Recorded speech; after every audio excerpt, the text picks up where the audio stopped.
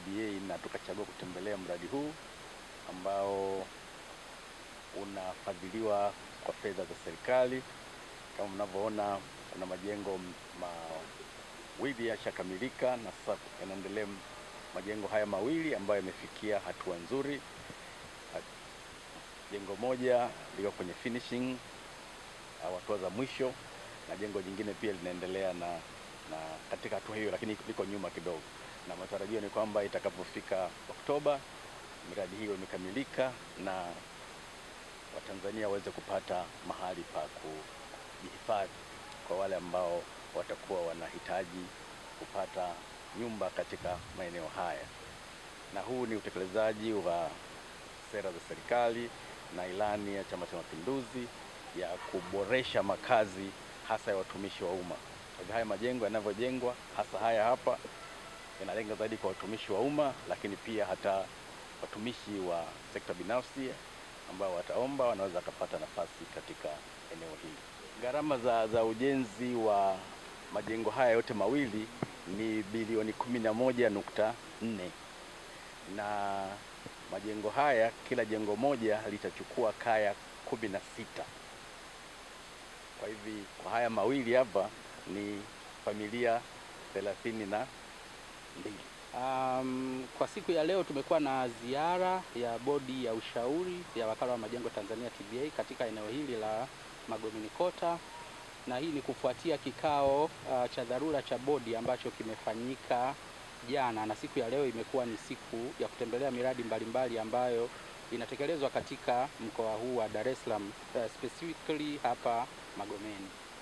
Tunafahamu kwamba katika eneo hili la Magomeni Kota ni eneo kubwa ambalo lina takriban ekari 32,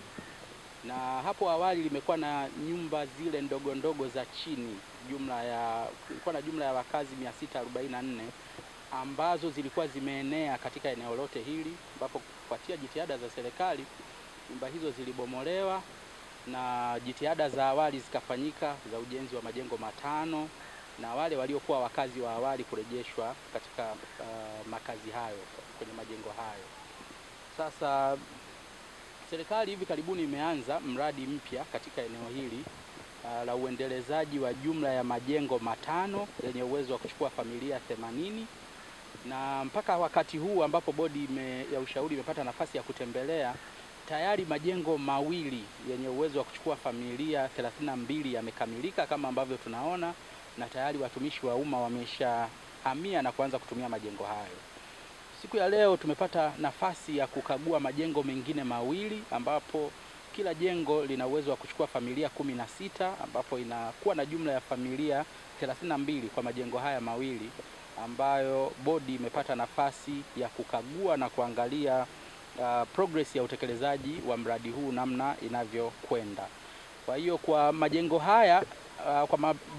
manne ambayo tayari tunayaona hapa, yatakuwa yana jumla ya uwezo wa kubeba familia 64, na litabaki jengo moja ambalo litakuwa lina uwezo wa kubeba familia 16 pia, ili kutengeneza hiyo jumla ya familia 80 ambazo zimekusudiwa katika eneo hili. Mpaka sasa tumeona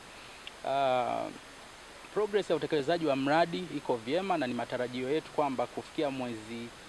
Oktoba mwaka huu, basi wananchi au watumishi wa umma watapata fursa ya kuingia katika majengo haya mawili ambayo yanakamilishwa sasa. Lakini tunatarajia pia kuanza jengo moja lililobaki katika mwaka huu wa fedha. Lakini tunafahamu katika kiwanja hiki peke yake kina ukubwa wa kama square mita 28,000, na haya majengo yote 5 yatakuwa kwenye square mita 11,000, ambapo tutatekeleza ujenzi wa haya majengo 5 yenye uwezo wa kubeba familia 80. Sasa square mita nyingine zilizobaki 17,000 tayari wakala umetangaza katika vyombo mbalimbali vya habari kuwakaribisha sekta binafsi kuja kushirikiana na wakala katika uendelezaji wake, na ni eneo ambalo ni prime zaidi. Tutaona eneo hili linalo face Kawawa Road lote limebaki pamoja na Kondoa. Kwa hiyo nichukue fursa hii pia, kwa kuwa tayari ni jambo limetangazwa kwenye vyombo vya habari mbalimbali, kuwakaribisha wale wote katika sekta binafsi ambao wana interest ya kuwekeza katika miliki kuu basi wakaribie na kugrab hiyo fursa ya kushirikiana na Wakala wa Majengo Tanzania TBA kuendeleza eneo hili lililobaki na ambalo tayari tumekwisha kutangaza.